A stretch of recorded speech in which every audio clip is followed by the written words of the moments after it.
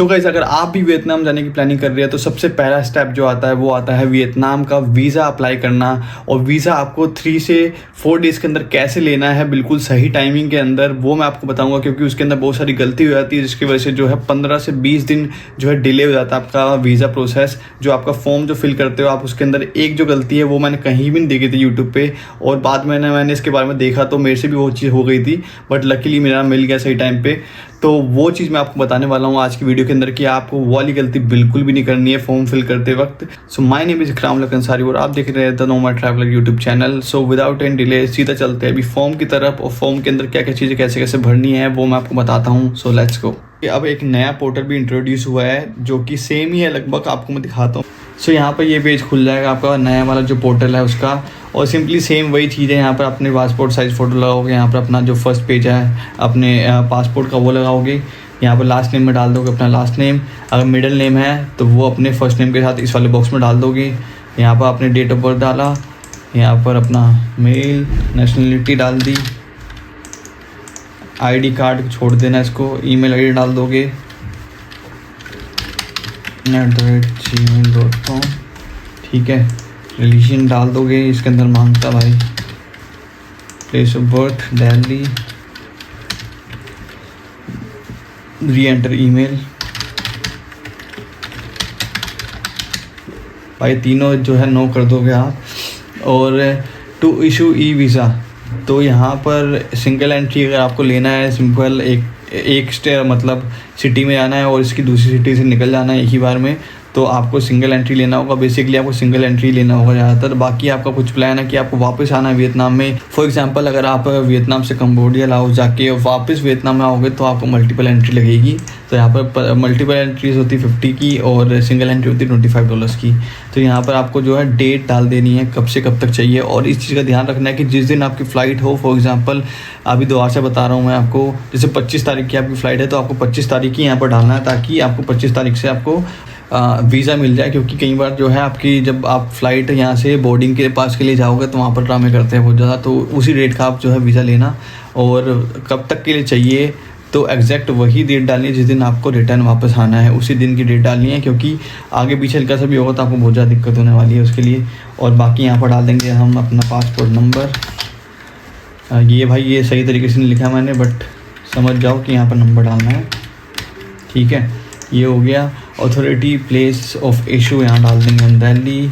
Type क्या है अपना, यह है ऑर्डिनरी पासपोर्ट, ठीक है।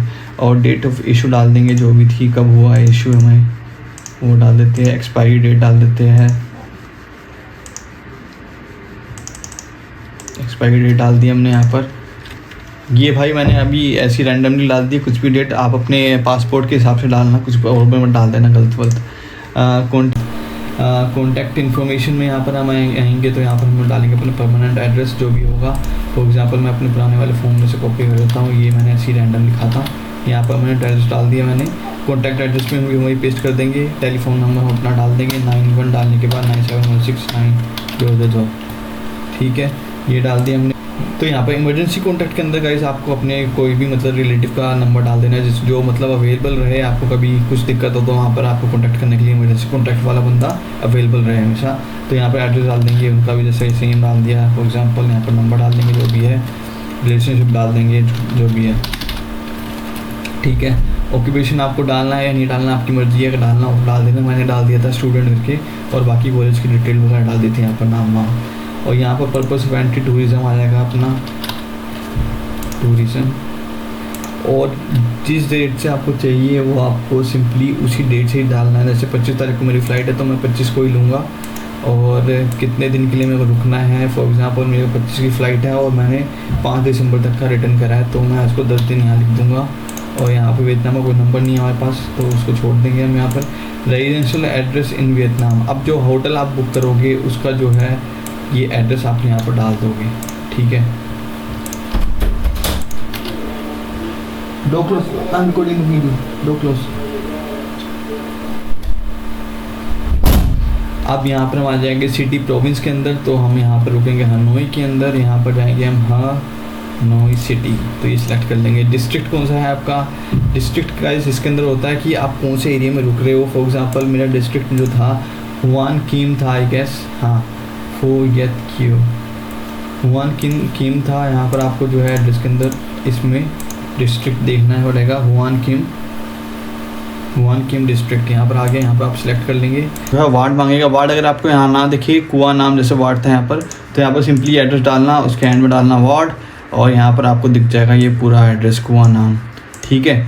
तो फॉर एग्जांपल यहाँ पर आ गया वार्ड, यहाँ पर आप कॉपी करके पेज डाल देंगे, ये आ गया कुआ नाम वार्ड, सेलेक्ट कर दिया हमने, ठीक है। Intended border gate of entry, so यहाँ पर आपका बोर्ड ऑफ एंट्री रहेगा। अगर आप हनोई की टिकट करवा रहे हैं यहाँ से, तो आपको सिंपली डालना पड़ेगा नोई बाय इंटरनेशनल एयरपोर्ट।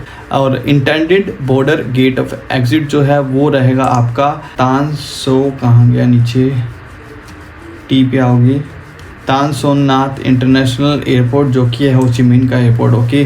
तो आप यहाँ पर कर लेना। अगर आप होचिमिन जाओगे तो सिंपली बात है, तो यहाँ से होचिमिन के करा रहे हो तो वहाँ पर एंट्री में आप डाल दोगे तानसोत नाथ, और आप वहाँ से एग्जिट अगर आप हनोई से कर रहे हो तो हनोई का डाल देना, नोई बाय इंटरनेशनल एयरपोर्ट। सो भाई ये चीज़ देख लेना आप, ठीक है। Committed to declare temporary residence according to the province of Vietnamese laws, yes, यहाँ पर इसको टिक कर देंगे हम। बाकी नीचे आ जाएगा agency individual plans to contact when enter into Vietnam, no. यहाँ पर कोई भी एजेंसी के साथ नहीं जा रहे हो आप, तो आप इसको नो कर देना। Have you been to Vietnam in last 1 year, no. Do you have relatives who country reside, no.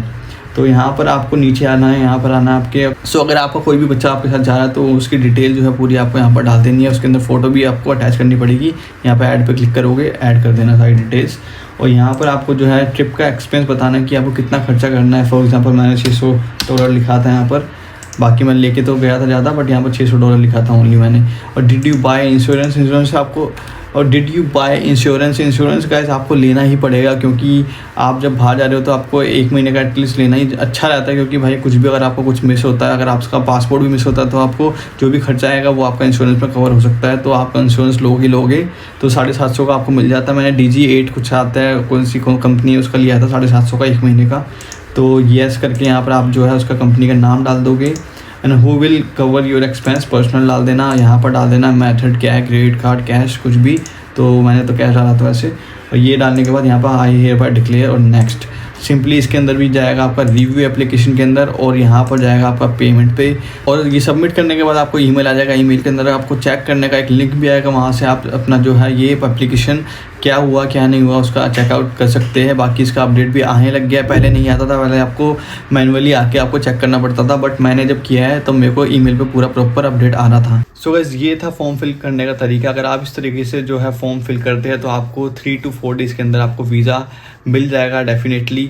और अगर कोई गलती हो जाती है तो आपको 2 दिन के अंदर जो है आपको एक मेल आता है, जिसके अंदर ये आपको एक लिंक देंगे कि अपडेट करने का, कि यहाँ से आप जो है अपनी डिटेल अपडेट कर सकते हैं। आपका वो पुराना फॉर्म जो है वो पूरा खुल जाता है, तो वहाँ पर आपको जो है सिंपली वो चीज़ अपडेट कर देनी है जो उन्होंने बोली है।